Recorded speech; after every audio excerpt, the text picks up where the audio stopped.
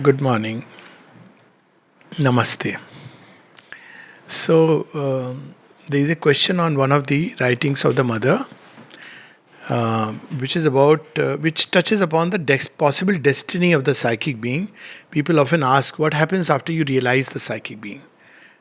And the soul has developed fully. Uh, the first part of our training when we come to earth is through lives to develop into a conscious psychic individuality. That is the psychic being. Because the soul has within it, in the form of a seed of a divine personality which is individual. So each one will represent some aspect or aspects of the divine which will emerge through the course of evolution. But for this emergence, it has to face the challenges of life and death, birth and death. So it'll go through one life, face the challenge, then some aspect comes out. Actually, if we see, all challenges without exception are only to help bring out something from within us, something deep, something strong. But people, because of a certain kind of mindset, certain approach towards God, that God is out there. You see, this is it's not an Indian concept of divinity, that God is out there who is judging you, who can reward you, punish you. So whenever there is an illness, we think it's a punishment from God. That's not the purpose of creation. That is how people during the Black Death in Europe in plague time said it's a curse because God is angry, so He has punished us. But that's not how the Indian thought has looked at God. So everything in life that happens from the Indian perspective is to bring out your innate divine nature. So we are not fallen beings who have to just, seek mercy and suddenly God will, depending on whether we are following a rule book or not, if God at all Himself follows a rule book, will pardon us and take us into His fold. That's not the purpose. So challenges of life are meant to awaken us. And if we look at life like that, it's wonderful. Even death is the extreme challenge. What does death remind us? Do you have an immortal element in you? So if you have found it, you say yes. That's the end of the story.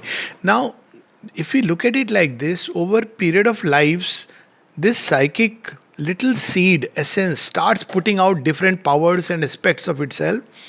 And as the person goes from one life to another, the personality becomes more and more complex. So according to Indian tradition, you have 365 personalities.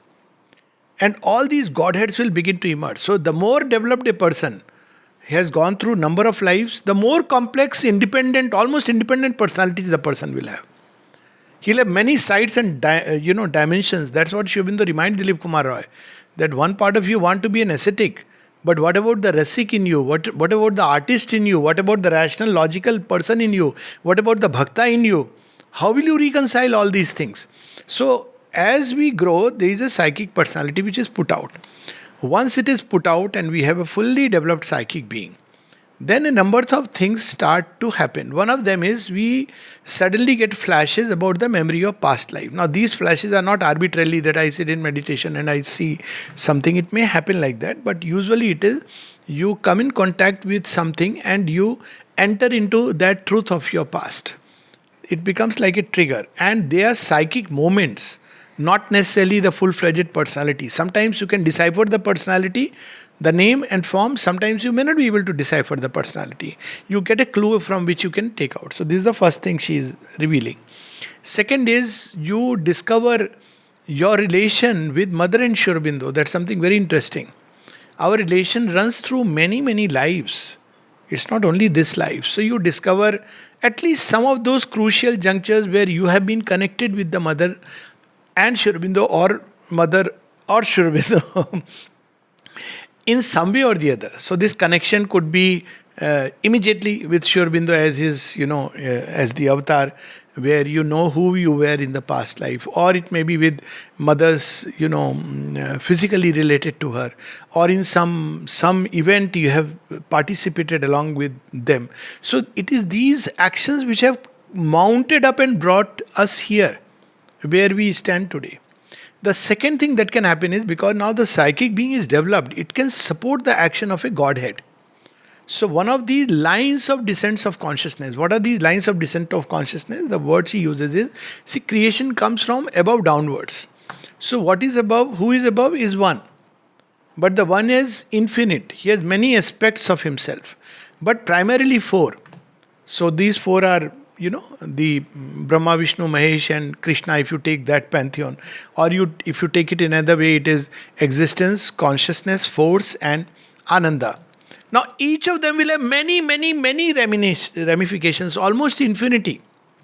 So, all of these gods, godheads in different planes are looking for a human instrument because their work is to act upon earth. But it's very difficult to act without a human instrument which is open, because then they have to hide behind the wheel and do the action. But it's very difficult. So, if there is a human being as a supporting point, it becomes very easy. So, in ancient times, you will hear in Mahabharata story, Arjuna is the child of Indra. So, Indra becomes his guardian angel. Indra wants to protect him. Whereas Karna is Suryaputra Karna. So all of them, these great gods, they have their little children like emanations. They support their action. In the War of Troy, you see it very, very clearly. So they sit and discuss. So they say, but he is my bhakta. I can't deceive him. I can't let go of him. So but Shiva says, but this is the decision. Whatever you may do, ultimately this is the thing which is going to happen. So, always these godheads support the psychic being which has developed enough and they have descended and fused with the psychic being. So, when that happens, a person becomes, uh, either a demigod or, his action is like a god. Like a god means it's a cosmic action. Gods don't have an individual action, they have a cosmic action.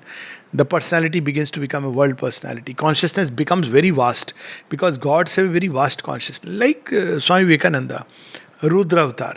Now, in such a instance, the good and bad becomes redundant. Because like Swami Vivekananda getting angry, now you tell him he's a Rudra Avatar. How is he going to bear the forces of Rudra in his human system?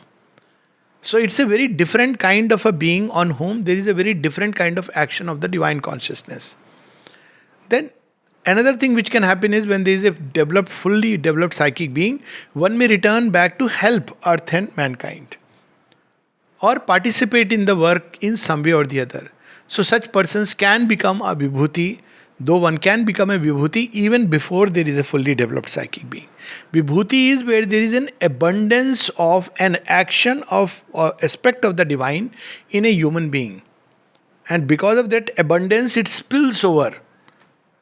And sometimes it breaks the mold. That's why Sri Aurobindo in one of his aphorisms describes that who is genius? Genius is an attempt of nature to go beyond herself. And in the process, she breaks the mold. So that's why you have the term eccentric genius.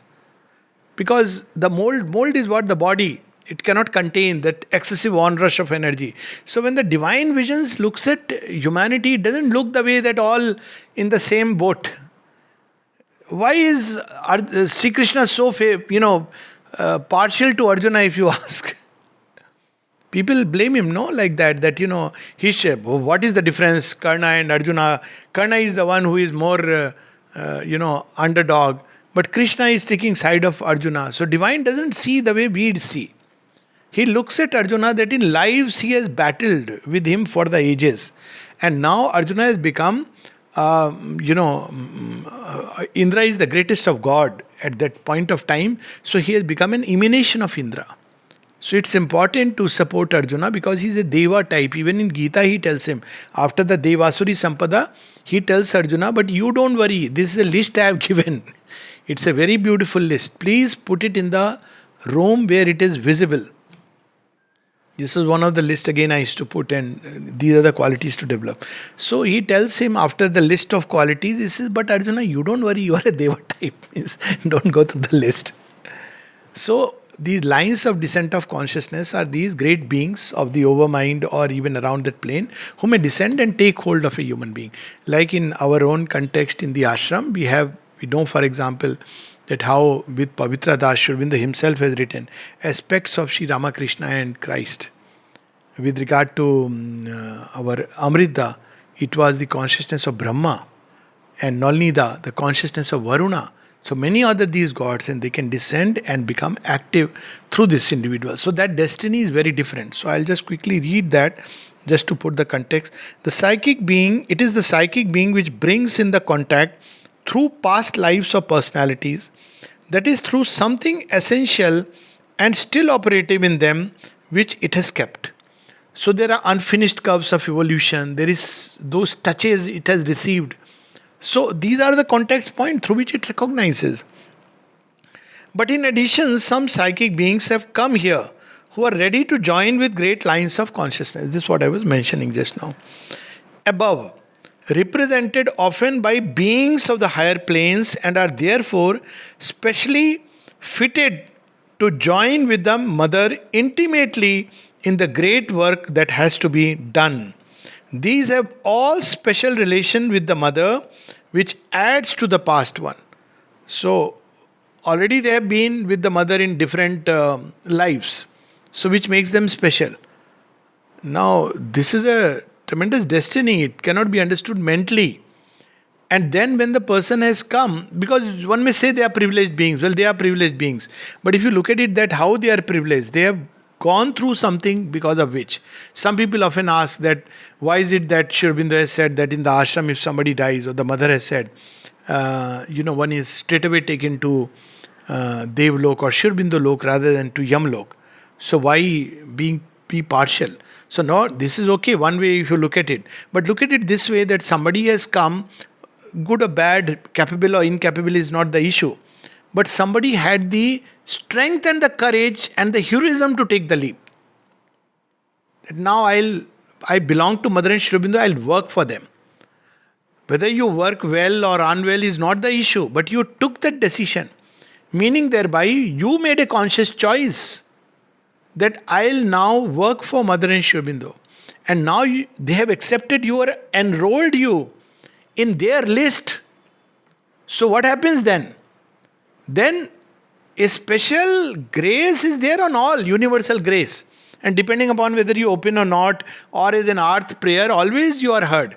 But these beings are marked out as special beings, not because of anything else. Maybe one act that I want to belong to you. After that, it's her responsibility. She takes hold of it. Sometimes she takes hold of not only you, but of families. Mother has mentioned that. On top of it, because of your development, you may join to one of these gods, lines of consciousness, gods and goddesses. As for the present formation, it may obviously have elements which, not being joined or met with the mother, may feel themselves strange to her. It is such an element which may feel standing in the way, but it is an exterior formation and does not belong to the past or to the future evolution. At any rate, in its present figure, it must either disappear or change. So this is about, but yet there are aspects. One part may open because it has previous connection with the mother, or because there is a godlike element which has descended. But there may be in the surface nature a formation, strong formation. I'll give an example. Somebody as a child has seen something very traumatic, and from the parents or from that incidence has deduced that God is very cruel. So now when the person comes in contact with Mother and Sri Aurobindo, for him Mother and Sri Aurobindo are gods. So now while on one side he is very open, but the moment one notices a small little incidence, that whole formation comes in. Oh, how could mother be so cruel? This is because it's a present formation. It is not something which is come either from the past or something like an incorrigible element. Yet at the same time, for the sake of yoga, it must change or disappear. That Sri Aurobindo makes very clear. You can't do that. You can't be on one side opening with faith, on the other side doubting and being. Doubts also come to people, but become hostile and throw up all these complaints and then expect the grace to act. Grace will still be there. Mother was asked, the grace will not act. She said, no, grace will be there, but you have closed yourself. So it's important that if these elements are there in the personality, despite a developed psychic being, they may be there. They may be there because it's part of the earth formation. Present formation as we enter into the earth. There could be a bad heredity. There are people who remain sickly from childhood and they obviously raise questions. Why am I so sick? Why has divine done this to me? But the reasons are very different. So they may have these kind of thoughts. So Sri Aurobindo says if you have them, don't take it that this is something which you are dragging on from the past. They may still be there in spite of a developed psychic being. There is a part which is connected with the mother through lives. That is what has brought us here. But not everything has been connected. There are parts which have not been connected. And they are formation of the present and they will come. But since you are connected with the mother, it says they will not persist in the future. Because that has already been pre-decided. But in any case, if they are there, resistances, you have to keep them away. One cannot step in two boats. Yoga means yoga. It's not like it's okay, I have my doubts, I have my free will thinking, whatever is meant by that. One can continue, but it's a most dangerous thing to do. The mother has always cautioned against this tendency of the human mind. Much better to say that I have a defect, I cannot overcome it. I have doubts, Ma, please cleanse me of that. I have this difficulty, I have resistances, to open to her like a child. Rather than say that this is me, I can't help it. Now, if we have that approach, then we fix that formation. This is me. There is only one me, and that is the Divine Mother's child. All other me's are me. Memes. You know what it means? Meme is that, no? M-E-M-E. Meme. So they are all memes. So you have to offer it. That's the purpose of the psychic being, to detect them and give it to mother. But if we justify it and say, no, this is good or whatever, then it's like a dangerous thing to do. Namaste.